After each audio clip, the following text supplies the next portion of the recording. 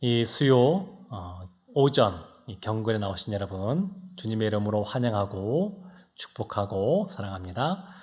네, 잘 나오셨습니다.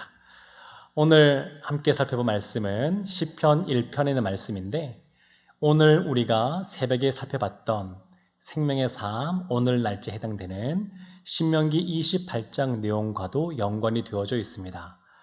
오늘 신명기 28장에는 어떤 말씀이 있었냐면 하나님으로부터 구원받은 하나님의 백성들은 하나님을 사랑함으로 하나님께서 말씀하신 그 말씀에 청종하는 삶을 살아야 된다. 말씀에 청종하면 그 사람은 복을 받고 불순종하게 되면 그 사람은 저주를 받는다. 이렇게 말씀하고 있습니다. 순종하는 삶과 불순종하는 삶이 명확합니다. 이것에 중간 지대가 없습니다. 회색 지대가 없습니다. 순종하느냐 불순종하느냐 둘 중에 하나이고 그냥 어정쩡한 것이 없습니다. 그래서 순종하는 사람은 복을 받는 것이고 불순종하는 사람은 저주를 받는다고 신명기 28장이 아주 분명하게 말하고 있습니다. 그리고 이러한 것을 보게 되면 우리가 신앙생활하면서 굉장히 균형 잡힌 그러한 신앙생활이 필요하구나 이런 생각을 하게 됩니다. 오늘 시편의 말씀을 보면서도 이러한 균형 잡힌 시각이 굉장히 중요한데 이런 겁니다. 우리가 하나님을 사랑함으로 주님이 주신 은혜가 있어서 가슴이 늘 뜨겁고 열정이 늘 불타오르고 그래서 나가서 복음을 증거하고자 하는 마음이 들고 그래서 힘써 복음을 증거하는데 가만히 듣고 보면 예수님이 말씀하신 복음보다는 본인이 경험하고 본인이 생각하는 그런 복음에 대해서 약간은 성경 말씀과는 떨어진 것을 전할 때도 있고 또는 열심히 복음을 증거하는데 사람들과 언성을 높이고 또 약간 다툼도 일어나는 그래서 어떤 면에서는 덕이 되지 않는 이런 모습도 나타나기도 합니다. 가슴은 뜨거운데 이 하나님 말씀이 명확하게 정리가 되어 있지 않아서 약간 불균형적인 모습이 나타나는 그런 경우입니다. 또 반대의 경우도 있습니다. 하나님 말씀을 사랑하기 때문에 늘 말씀을 보고 또 묵상도 하고 또 이제 성경부도 열심히 하고 그래서 말씀은 많이 아는데 그냥 보면 그냥 냉랭한 분들이 있을 수도 있습니다. 그러니까 말씀은 뭔가 많이 알아요. 어디에 뭐가 있고 어디가 뭐가 있고 그래서 어떤 일이 있으면 그것은 말씀이 이러니까 이렇다 저렇다 말하는데 왠지 그분과 얘기하면 마음의 상처를 받게 되고 내가 움츠러들게 되고 그냥 그렇게 되는 경우가 있을 수 있습니다. 이런 경우에도 균형이라고 보기에는 약간 좀 거리가 있는 모습을 알 수 있습니다. 그런데 오늘 시편의 말씀 보게 되면 이러한 지식적인 명확한 성경에 대한 이해하는 그런 부분과 우리의 가슴에 해당되는 뜨거운 열정이 아주 균형을 잡히게 하는데 도움을 주는 것이 이 시편의 말씀입니다. 시편은 이러한 머리에 해당되는 것과 가슴에 해당되는 것이 잘 이렇게 균형을 맞추고 있고 그것을 우리에게 잘 또 교훈하고 있습니다. 그래서 시편의 말씀을 우리가 보는데 이 시편 말씀에 보게 되면 그런 교훈들이 있습니다. 이 모세오경이라고 그러죠. 창세기, 출애굽기, 레위기, 민수기, 신명기 모세가 기록했다. 그래서 모세오경이라고 그러는데 이 모세오경을 한마디로 말하면 히브리어로 토라라고 말합니다. 토라, 율법, 교훈 일반적으로 그렇게 말하는데 이 토라라 그럽니다. 근데 공교롭게도 시편도 보게 되면 1편부터 150편까지 5개의 권으로 나누어 놨습니다. 1편부터 41편, 42편부터 72편 이렇게 해서 나눠놨습니다. 5개로. 그래서 이 시편을 보면 자연스럽게 토라가 떠올려지게 되고 그리고 이 시편의 말씀은 다른 세상적인 시들을 보게 되면 사랑에 대해서 이야기하고 자연의 아름다움, 꽃의 아름다움 이런 걸 이렇게 기록해 놓으면 아주 서정적으로만 느껴질 때도 있는데 이 시편의 이 시는 굉장히 교훈을 담고 있습니다. 그냥 단순하게 그냥 사람의 감정만 실어놓은 것이 아니고 그래서 이 시는 이 토라처럼 교훈의 말씀으로 가득 차 있습니다. 그래서 우리의 가슴뿐만 아니라 우리의 머리도 이렇게 잘 하나님 말씀으로 정리되어지고 채워질 수 있도록 하는 것이 이 시편의 그런 시들입니다. 또한 이 시편은 시다 보니까 단순히 이렇게 성경 공부하듯이 그리고 교훈의 말씀으로만 이렇게 정리된 것이 아니라 우리의 감성도 이렇게 풍부하게 만들어줍니다. 그러니까 시를 보면서 복 있는 사람은 이라고 하면서 어떤 사람인지 그냥 간단하게 딱딱 할 수 있는데 그렇게 하지 않고 시적으로 쭉 풀어 쓰다 보니까 시냇가에 심은 나무와 같다. 그런 어떤 이미지가 떠올려지고 복 있는 사람은 저런 사람이구나. 이렇게 가슴으로 받아들일 수 있는 그런 내용으로 되어 있습니다. 교훈적이면서도 동시에 시이기도 합니다. 한편으로는 이 시편은 성경 말씀에 기록되기 때문에 너무나 당연한 거지만 하나님의 말씀입니다. 성령의 감동으로 쓰여진 하나님의 말씀입니다. 너무나 당연한 것이죠. 예수님 보면 예수님께서 이런 말씀을 하셨습니다. 마가복음 12장 36절에 이런 말씀을 하셨는데 다윗이 성령에 감동되어 친히 말하되 주께서 내 주께 이르시되 내가 내 원수의 내 발 아래에 둘 때까지 내 우편에 앉았으라 하셨도다 하였느니라. 근데 이 말씀이 시편 110편 1절에 있는 말씀을 예수님께서 인용하신 겁니다. 이 시편은 신약에서 구약 말씀으로 가장 많이 인용되는 그러한 책이면서도 예수님도 여러 번에 걸쳐서 이 시편의 말씀을 가지고 오셔서 말씀을 또 인용하셨습니다. 요한복음에도 나오는데요. 요한복음 13장 18절에 이런 말씀이 있습니다. 내가 너희 모두를 가리켜 말하는 것이 아니니라. 나는 내가 택한 자들이 누구인지 알미라. 그러나 내 떡을 먹는 자가 내게 발꿈치를 들었다 한 성경을 응하게 하려는 것이니라. 이 성경을 응하게 한다 할 때 이 성경이 어떤 성경이냐면 시편 41편 9절입니다. 이 말씀이. 그래서 이 시편의 말씀을 볼 때에 이것이 우리의 교훈이 되는 말씀이구나. 또 그러면서도 우리의 감정을 풍부하게 해주는 우리의 마음에 감동을 주는 그러한 말씀이구나. 그러면서도 가장 중요한 것 이것은 이 시인이 쓰긴 했지만 성령의 감동으로 쓰여져서 하나님의 분명한 말씀이구나. 이것을 우리가 기본 전제로서 이렇게 생각을 하고 오늘 1편의 말씀을 보도록 하겠습니다. 오늘 1편의 말씀은 1절 이렇게 시작합니다. 복 있는 사람은 이렇게 시작하는데 원래는 복 있는 사람 이렇게 딱 끊어집니다. 그러니까 어떤 것을 우리가 보게 되면 글 보면 그 앞에 제목처럼 표저처럼 나와 있는 것이 있습니다. 이것이 그와 같은 겁니다. 복 있는 사람하고 딱 끊어지고 설명을 하는 겁니다.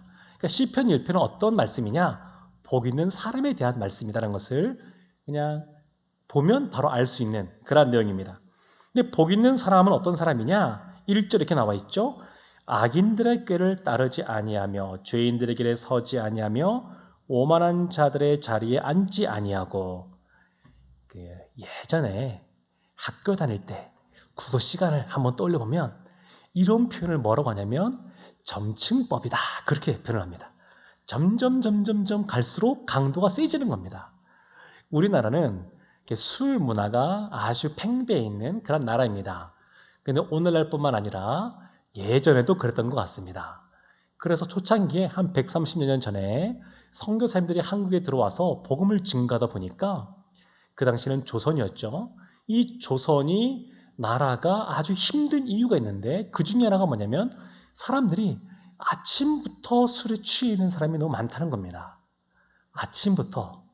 아침에 밭일 하러 나갈 때에도 먼저 술 한 잔 마시고 그리고 아침 먹으면서도 반주라 그래서 또 마시고 그리고 중간에도 또 새참이라 그래서 또 술 한 잔 마시고 그나마 이런 분들은 일하면서 마시니까 다행인데 그렇지 않고 아내들은 일하라 그러고 남자들은 술 마시면서 하루를 그냥 보내는 이러한 사람들이 너무 많다 보니까 이것이 참 문제다 싶어서 성경에서 단순하게 술 마시는 것을 죄라고 말하고 있지는 않지만 술 취하는 것을 죄라고 말하고 있지만 그러나 선교사님들을 볼 때 우리나라는 술 마시는 것 때문에 나라가 안 되니까 예수 믿는 사람은 세례를 받게 될 때에 술을 마시지 않게 해야 되겠다 해서 금주를 해야 세를 줘줬습니다.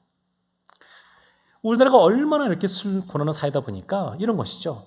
처음에 술 안 마셔도 대학교 들어가게 되면, 우리 신입생 학교 들어가게 되면 옆에서 선배들이 권합니다. 야, 좀 마셔봐. OT 이럴 때 많이 문제가 생기지 않습니까? 신입생 오리엔테이션 이런 거 할 때 술 좀 마셔봐 막 권하는 겁니다. 그때 안 마셔도 직장 생활하면 또 상사들이 가만두지 않습니다. 교회 다닌다 그래도 꼭 술을 먹이려고 막 권합니다. 술을 권해요. 그러니까 악인들의 꾀를 따르지 않는다라는 것은 뭐냐면, 누가 옆에서 죄를 같이 지어보자고, 같이 죄 짓자고 할 때에 그것을 따르지 않는 사람이 복이 있는데, 그러지 못하고 거기에 딱 넘어가서 선배가 주는 술잔을 한 잔 마시고 상사가 주는 술잔을 한 잔 마시고 이렇게 지내다가 죄인의 길에 서지 않는 것은 뭐냐면 이런 겁니다. 이제는 누가 권하지 않아도 스스로 즐기면서 마시는 겁니다. 그냥 울적해지면 술 한 잔 마시고, 기분 좋으면 술 한 잔 마시고, 상사가 권하지 않아도 본인이 알아서 따라서 마시고, 그렇게 하는 겁니다. 그러다 더 나가면 어떻게 되냐면, 오만한 자들의 자리에 앉지 않냐고 했는데, 오만한 자들의 자리에 앉는 것은 뭐냐면, 이제는 내가 그렇게 술도 안 마시던 사람이 권해서 술 마시고, 또 이제는 스스로 마시다가 이제는 다른 사람이 권하는 사람이 되는 겁니다. 학교에 후배가 들어오면 야, 괜찮아 마셔. 직장에서도 그런 겁니다. 나도 교회 다녀, 괜찮아, 마셔. 그렇게 하는 겁니다. 그러니까 점점 더 강해지는 거죠. 그러니까 이렇게 복 있는 사람은 이렇게 죄와 악을 멀리하는 사람이 되어야 되는데, 세상에서는 점점 더 이런 악해지는 강도를 높여서 사람들로 하여금 죄를 짓게끔 만드는 겁니다. 그래서 선교사님들이 술독을 깨뜨리지 않으면 세례를 주지 않는 그러한 방법을 통해서 오늘날 한국에 있는 사람들은 신자가 아니어도 교회에서 신앙생활을 잘하는 사람, 믿음생활을 잘하는 사람들은 술을 안 먹는 사람이라는 것을 안 믿는 사람들도 이제 알게 되었습니다.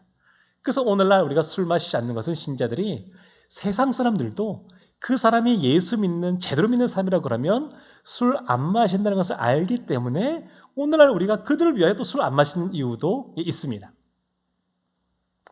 그러니까 사람이 죄를 짓는데, 죄를 짓는 것은 의무감 때문에 짓는 것이 아닙니다. 당연히 그것을 안 지면 무슨 불이 있기 때문에 그 짓는 것이 아닙니다. 본인이 원해서 죄를 짓는 겁니다. 누가 어린아이 때부터 악한 행동이 나타나는데 그들이 배워서 악한 걸 하는 것이 아닙니다.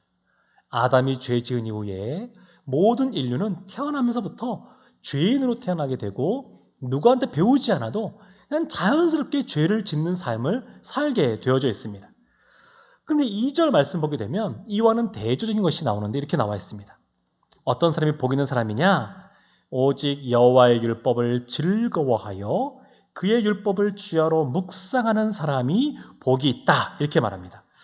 그럼 우리 이런 생각을 해볼 수 있습니다. 왜 1절 말씀에 그냥 악한 행동을 하지 마라, 죄 짓지 마라, 오만한 모습으로 있지 마라, 이렇게 하지 않고 악한 자들, 죄인들, 오만한 자들, 왜 이렇게 악인들, 죄인들, 오만한 자들 이런 표현을 썼을까? 그리고 2절 말씀에서는 또 이렇게 율법에 대한 데 나오는데 왜 이렇게 나올까? 한번 의문을 가져볼 수 있습니다. 이 뉘앙스를 한번 생각해보게 되면 이런 겁니다.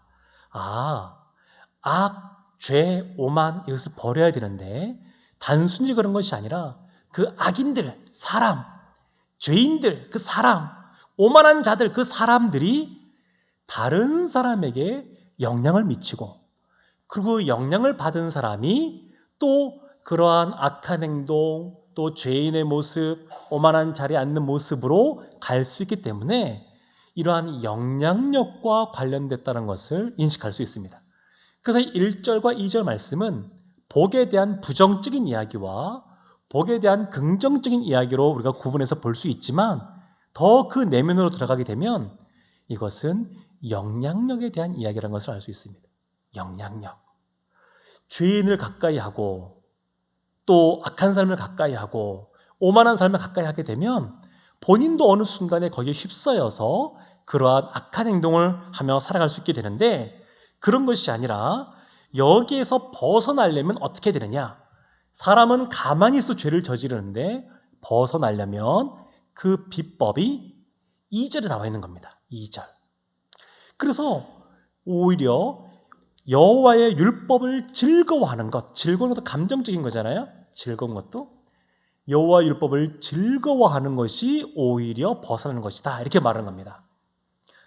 세상은 사람들의 어떤 말초신경을 자극하는 것들이 참 많이 있습니다. 그것이 아니어도 이러한 돈의 문제부터 하여서 이 술과 관련하여서도 사회에서도 술을 잘 먹고 잘 사람과 어울리는 사람이 관계가 좋은 사람으로 인정받고, 오히려 그런 사람이 능력이 조금 부족해도 회사에서는 승진을 더 빨리 할 수도 있고, 그리고 사업을 더 많이 따서 뭔가 확장할 수도 있고. 근데 사람들이 가만히 보는 것이죠. 아, 술 마시면서 저렇게 관계를 쌓고 저렇게 사회로부터 인정받고 사업이 확장돼 가는구나. 그랬더니 저렇게 승승장구하면서 부유한 삶을 살아가는구나 라고 하는 것을 어떤 면에서는 묵상하면서 알게 됩니다, 사람들이. 그런데 이러한 세상적인 것에서 벗어나려면 어떻게 되냐면, 정반대되는 것이 뭐냐면 여호와의 율법의 말씀을 묵상하는 겁니다. 지금 그런 얘기를 하고 있는 겁니다. 이러한 영향력으로부터 벗어나기 위해서는 하나님의 말씀에 집중해야 되는데, 이 2절 하반절 이렇게 나와 있잖아요. 그의 율법을 주야로 묵상하는 도다. 이 묵상이라고 하는 것은 우리가 흔히 요즘에 생각하는 큐티, 생명에서 만든 큐티, 이런 걸 말하는 건 아닙니다. 우리가 아는 이러한 본문을 읽고 하나님의 어떤 무엇인지 집중하고 나에게 주는 교훈이 무엇이고 오늘 적용꼴을 탁해서 또 하루 살아가고 하루를 돌아보는 이런 것들은 성경에서 말하는 묵상은 아닌데, 서양에 오래전부터 내려오는 좋은 전통이라고 할 수 있습니다. 우리가 지금 하는 새벽마다 하는 그런 묵상은, 아침마다 하는 묵상은 성경에서 나와 있는 묵상과는 차이가 있지만 우리 신앙생활에 굉장히 유익하기 때문에 우리가 그렇게 하는 것이고, 여기서 말하는 묵상은 원래 뜻은 그겁니다. 말씀을 중얼중얼 읽는 겁니다. 말씀을 반복해서 읽는 겁니다. 그래서 여기서 암송이 나오는 것이고요, 말씀을 읽는 겁니다. 말씀을 읽다 보게 되면 그 말씀에서 깨달아지는 것이 있고, 그 말씀을 통하여서 하나님 어떤 분씩 알아갈 수 있게 되겠고, 자연스럽게 그 말씀이 능력이 되는 말씀으로 그 사람의 심령을 사로잡게 될 것입니다. 그런데 이러한 묵상, 이 묵상을 주야로 묵상하라고 합니다. 묵상. 그러니까 여기에는 어떤 면에서는 의지가 좀 필요합니다. 오늘 신명기 28장 말씀 보게 되면 하나님께서 모세를 통하여 그 이스라엘 백성에게 많은 율법 말씀하셨습니다. 그리고 마지막 정리하면서 오늘 28장에 나와 있는 말씀을 말씀하시는데 이런 겁니다. 너희가 하나님의 말씀을 청종하면 복을 받고, 그런데 하나님의 말씀을 의무감에 그 말씀대로 순종하려고 마음 먹으면 그게 생각보다 안 쉽습니다. 안 쉬워요. 작정을 해도 3일 넘어가기 쉽지가 않고, 그리고 작정을 해서 지킨다 하더라도 바리새인처럼 그의 영혼이 하나님 앞에 머무르지 못하는, 하나님이 기뻐하시지 않는 모습으로 나아갈 수 있습니다. 그래서 하나님을 사랑하는 모습이 있어야 되고, 하나님을 사랑함으로써 구원받은 자로서 당연히 그 말씀을 지키고자 하는 마음으로 나아가야 되는데, 오늘 말씀도 마찬가지입니다. 우리는 원래 의인이 아니라 죄인입니다. 오늘 1장 6절을 보게 되면 의인들의 길은 여호와께서 인정하시나 악인들의 길은 망하리라 그랬는데, 우리는 원래 의인들이 아니라 죄인들입니다. 그런데 예수 그리스도로 말미암아 죄인인 우리를 의롭다고 칭해 주심으로 말미암아 우리가 의인의 삶을 살고 가는 겁니다. 의인으로 간접을 살고 가는 겁니다. 그러니까 우리가 원래 죄인이었는데 의롭게 살 수 있는 그러한 은혜를 받았으니까 이제는 그 말씀에 합당한 은혜 속에 구원받은 자로서 말씀을 가까이 하고자 하는 노력이 필요합니다. 신명기의 말씀이 그와 같은 겁니다. 청종하라 라고 하는 것은 뭐냐면, 듣고 따르라는 것은 뭐냐면, 이미 구원받은 하나님의 자녀이고 백성인데 이제 그 말씀대로 살아가도록 힘쓰고 애써라라고 하는 겁니다. 그런 모습이 필요합니다. 하나님의 열심으로 말미암아 우리가 하나님의 구원받은 백성이 되었지만 이제는 그 구원받고 사랑받는 자로서 그의 합당한 모습에 이르도록 우리가 애쓰고 수고할 몫이 남아 있습니다. 하나님은 하나님 일을 하셨는데 이제는 우리가 해야 될 것을 해야 되는 겁니다. 지금 이것도 마찬가지입니다. 처음부터 말씀을 묵상하는 것이 즐거움이 아닙니다. 하나님의 율법을 늘 읽으면서 꿀송이보다 더 단 말씀이구나 라고 늘 그렇지가 않습니다. 훈련이 필요합니다. 반복이 필요합니다. 그리고 애써서 시간 내는 것이 필요합니다. 그래서 그 말씀을 늘 주야로 묵상하고자 애쓰게 되면 하나님이 주시는 것이 뭐냐면 즐거움입니다. 즐거움. 기쁨입니다. 하나님 앞에 하나님의 말씀을 늘 붙잡고 살아가는 삶을 살게 되면 하나님이 우리에게 기쁨과 즐거움을 주십니다. 이것이 중요합니다. 이것이. 원래 죄와 악과 오만은 우리의 인간의 어떤 죄악된 본성과 또 어떤 면에서는 그것을 묵상하면서 나오는 것들인데 그것이 아니라 정반대에 있는 하나님의 말씀을 묵상하면 이러한 죄로부터 멀어지고 악을 이길 수 있게 됩니다. 우리의 주어진 그런 싸움이 있는데 신자에게 그것이 영적인 싸움입니다. 근데 영적인 싸움을 이기는 그러한 비결 또 방법이 뭐냐면 말씀을 기뻐하는 겁니다. 기뻐하는 것. 하나님은 우리가 군사로서 이겨야지라고 다짐하고 비장한 마음으로 늘 살아가길 원하시는 것이 아니고 하나님과 가까이 하면서 묵상하는 것이 하나님 가까이 하는 것이잖아요. 하나님과 늘 가까이 교제하고 친밀하게 지내면서 하나님이 주시는 기쁨과 즐거움이 우리 가운데 가득 차서 그걸로 말미암아 승리하기를 원하십니다. 그래서 원래 신앙생활은 기쁜 겁니다. 행복한 겁니다. 원래 신앙생활이 그런 겁니다. 신앙생활은 우리에게 이런 묵상을 통하여 우리의 생각이 하나님으로부터 오는 바른 생각으로 가득 차게 하고 또 이러한 묵상을 통하여서 우리의 감정이 하나님이 주시는 기쁨이 가득 차게 하고 그래서 이것으로 말미암아 영적 전쟁에서 승리하기를 원하십니다. 3절 말씀 보게 되면 복 있는 사람 1절에는 악을 멀리해야 된다. 2절에는 말씀을 가까이 된다. 그러면 복 있는 사람의 결과 그 모습이 3절의 모습인데 한마디로 말하면 시냇가에 심은 나무 이렇게 되어 있습니다. 시냇가에 심은 나무. 근데 시냇가라고 하는 것은 그냥 자연스럽게 비가 와서 이렇게 내를 이루는 천을 이루는 그런 시냇가가 아닙니다.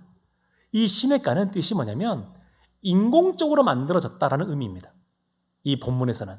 그러니까 누군가가 인공적으로 땅을 파서 골짜기를 내고 누군가가 샘으로부터 그 물기를 끌어온 겁니다. 우리라면 인공수로죠. 인공수로. 그렇게 만든 겁니다. 관을 묶고 또 여러 가지 물기를 끌어와서 이렇게 천을 만들어 놓은 겁니다. 천을 만들어 놓은 것. 이것이 시냇가입니다. 또 심은 나무는 뭐냐면 원래 뜻은 심겨진 나무입니다. 심겨진 나무.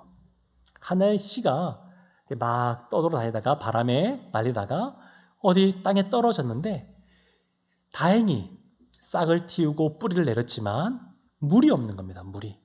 물이 없어서 메말라서 비틀어가지 않은 모습, 이스라엘에 있는 그러한 광야에서는 흔히 보이는 모습인데 그러한 상황 속에 있는데 누군가가 애써서 그 나무를 파서 시냇가가 있는 그곳에 와서 그 옆에 심어 놓은 겁니다. 심어 놓은 것. 이것이 시냇가에 심은 나무입니다.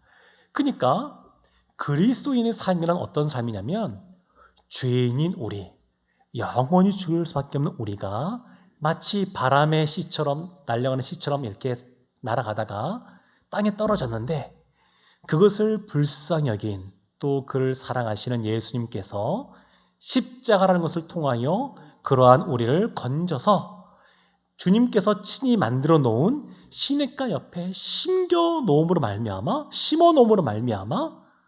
살아가는 것이 그리스도인 삶입니다. 그래서 그리스도인 삶은 어떤 삶이냐면 열매가 맺혀 있는데 그것을 따는 일꾼의 모습으로 살아가는 것이 아니라 열매를 맺는 나무의 모습으로 살아가는 것이 그리스도인의 삶입니다.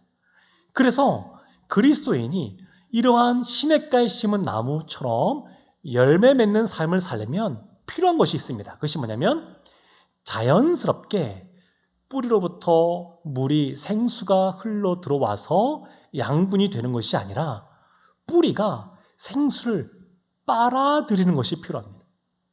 시냇가에 심겨져 있는 것은 은혜고 너무나 귀하고 좋은 건데 그냥 되는 것이 아니라 뿌리가 생수를 강 시냇가로부터 끌어들이는 것이 필요합니다. 이것이 묵상의 과정입니다.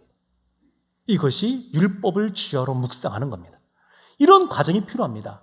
하나님이 이미 시냇가도 만들어 놓으시고 우리를 옮겨 심어주셔서 죄인이 아니라 구원받은 의인으로서 살게 하셨는데 그냥 늘 이렇게 살아가게 하는 것이 아니라 적어도 말씀을 묵상하면서 끌어오는 시냇가에 늘 하나님이 주시는 이런 시편과 같은 말씀의 생수의 강이 흐르고 있는데 이것을 끌어오는 과정을 통하여 우리가 열매를 맺게 하십니다.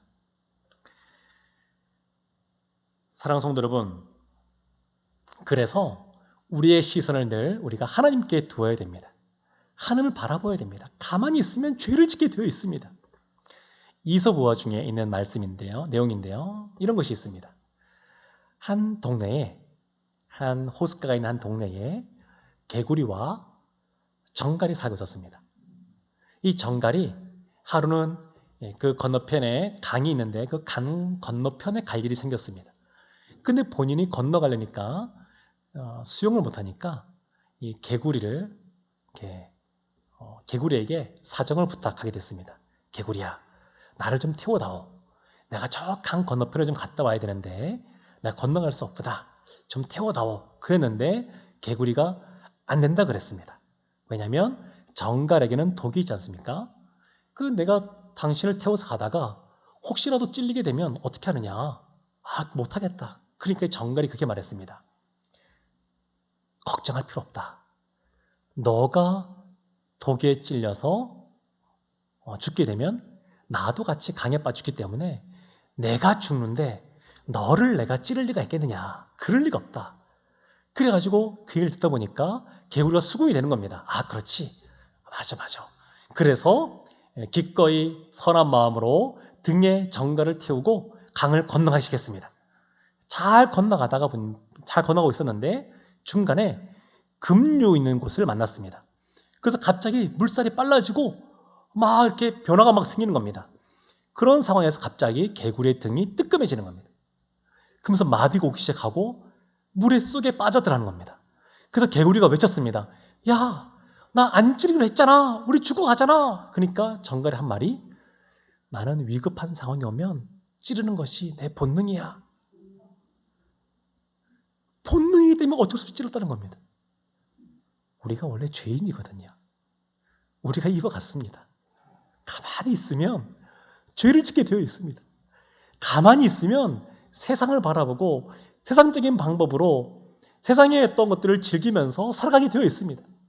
그런데 하나님께서 말씀하시는 건 뭐냐면 그렇게 하지 말고 세상의 즐거움으로 헛된 즐거움으로 살지 말고 하나님이 주시는 그러한 기쁨, 말씀이 주는 그러한 즐거움으로 살아가라고 우리에게 이야기하는 것입니다.